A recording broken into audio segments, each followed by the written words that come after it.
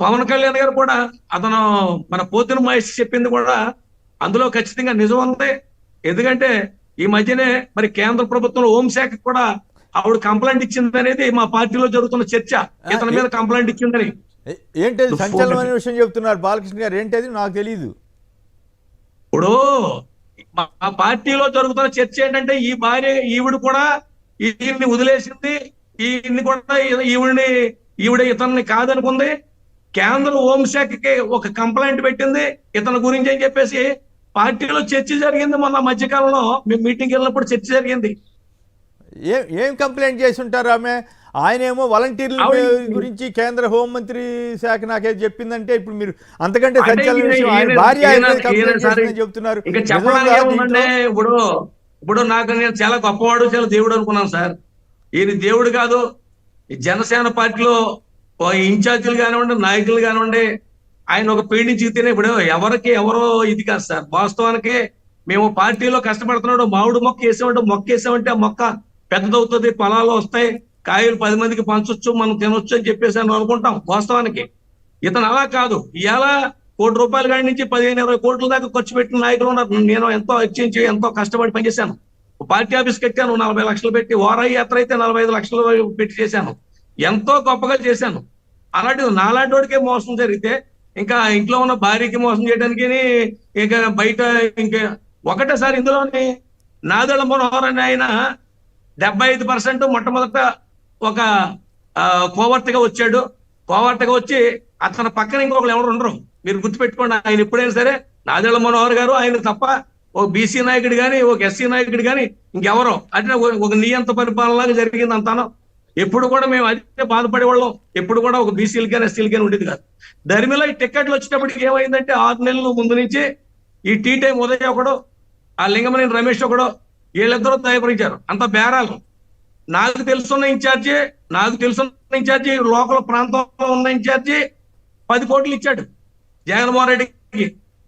ఈయనకి మన పవన్ కళ్యాణ్ గారికి 10 కోట్ల రూపాయలు ఇచ్చానని చెప్పాడు. 3 కోట్లోసారి, 2 కోట్లోసారి, 5 కోట్లోసారి నేను ఇచ్చానని చెప్పాడు. అవసరమైతే అది రికార్డింగ్ కూడా నా దగ్గర ఉంది. అది అవసరమైతే నేను సమయం వచ్చినప్పుడు దాన్ని కూడా నేను బయటకు పెడతాను. ఎందుకంటే ప్రతిదీ కూడా ప్రతి ఒక్క నియోజకవర్గం కూడా ప్రతి ఒక్క టికెట్ కూడా ఆయన నమ్ముకుని ప్రతి ఒక్కరి దగ్గర డబ్బు పుచ్చుకొని ఇచ్చాడు.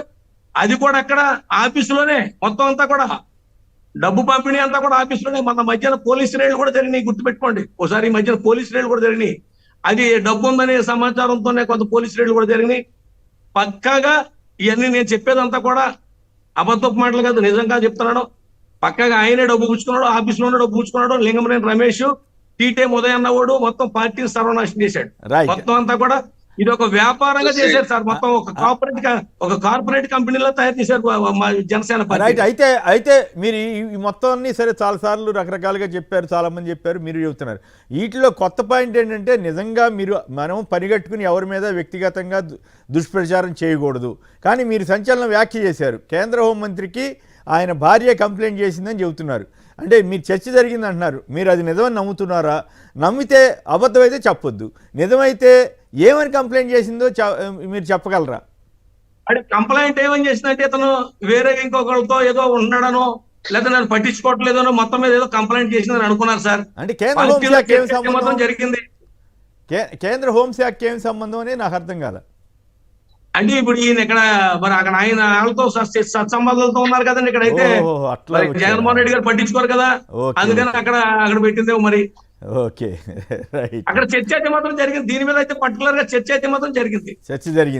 దాని మీద మహేష్ గారు అడిగిన దానికి సమాధానం అయితే రాలేదు కదా? మహేష్ గారు అడిగిన దానికి కాదు సార్, నేను అడిగిన దానికి కూడా సమాధానం చెప్పమనండి. ఓపెన్ గా చెప్తున్నాం. అతను డబ్బులు తీసుకోకుండా టికెట్లు ఇచ్చాడని చెప్పాలండి. చంద్రబాబు నాయుడు కూడా 10 నుంచి 20 కోట్లు తీసుకున్నాడు. అంటే ప్రతి టికెట్ కి కూడా డబ్బు ఉన్నవాడికే టికెట్ ఇచ్చారు. ఇవాళ జగన్మోహన్ రెడ్డి గారు అలా కాదు. నాలాంటి సామాజికుడికి టికెట్ ఇచ్చాడు. నాలాంటి సామాజికుడు రూపాయి అడగకుండా, రూపాయి తీసుకోకుండా ఇవాళ మా బీసీ సామాజిక వర్గానికి, సెట్టిమల్లి సామాజిక వర్గం, పర్టికులర్ గా సెట్టిమల్లి సామాజిక వర్గానికి ఈవేళ 10 మందికి ఈవేళ మాకు పదవులు ఉన్నాయి. ఒక రాజ్యసభ ఉంది, 3 ఎమ్మెల్సీలు ఉన్నాయి, 2 ఎమ్మెల్సీలు ఉన్నాయి, 2 పార్లమెంట్లు ఉన్నాయి, మరి 4 అసెంబ్లీలకి ఇవాళ పోటీ చేసే అవకాశం జగన్మోహన్ రెడ్డి గారు కల్పించారు. నేను మళ్ళీ రావడానికి కూడా కారణం అదే. నేను జగన్మోహన్ రెడ్డి గారు స్ఫూర్తితోనే నేను ఉద్యోగం రిజైన్ చేసి ఆ రోజు రావడం జరిగింది.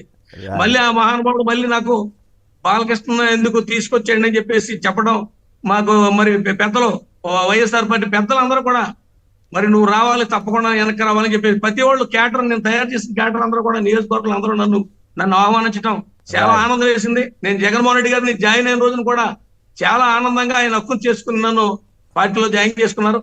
కానీ నేను చేసిన తప్పు ఏంటంటే ఆ రోజున ఆయన్ని కాదని నేను బయటికి వెళ్ళడమే నేను చేసిన తప్పు. ఈవేళ ఆ తప్పు తెలుసుకుని మళ్ళీ నేను మా మదర్ పార్టీ, నా తల్లి పార్టీ ఏదైతే ఉందో వైఎస్ఆర్ పార్టీకి నేను రావడం చాలా చాలా చాలా ఆనందంగా ఉంది సార్. రైట్. ఖచ్చితంగా పవన్ కళ్యాణ్ గారు పార్టీ అనేది మరి గతించిపోయిన పార్టీ, దానికోసం మనం మాట్లాడుకోవాల్సిన లేదు. ముఖ్యంగా కాపు యువత ఎవరైతే ఉన్నారో వాళ్ళు పాపం ఈ రోజు కూడా ఇంకా ప్రేమిస్తున్నారు సార్. ఇలా కమ్యూనిటీని మామూలుగా మరి కేజీ 2 కేజీల రాళ్ళు కాకుండా బండరాళ్ళు ఉంటుంది చూసారా, బండరాళ్ళు తూకం వేసేసి అమ్మేసాడు, మొత్తం అందరిని అమ్మేశాడు. మాలాంటి నమ్మకస్తులు కూడా మొత్తం అందరిని కూడా సర్వనాశనం చేసాడు, మొత్తం అందరిని అమ్మేశాడు. మేము కన్నీళ్లు కాలుస్తున్నాం సార్. ఇలా మేము ఎంతో బాధపడుతున్నాం. ఎంత బాధ అంటే కింద స్థాయి నుంచి వచ్చిన వాళ్ళం, ఎంతో కష్టపడి రాజకీయాలు ఎదగాలని వచ్చిన వాళ్ళం, 10 మందికి సేవ చేయాలని వచ్చిన వాళ్ళం. ఇలా చెప్పిన కళ్ళబొల్లి మాటలు చాలా బాధాకరం. ఇలాంటి నీచమైన నాయకుడు ఎక్కడ కూడా రాజకీయాల్లో అలాంటి పార్టీలు రాకూడదు, అలాంటి నాయకులు కూడా ఉండకూడదు సార్. రైట్. ఓకే.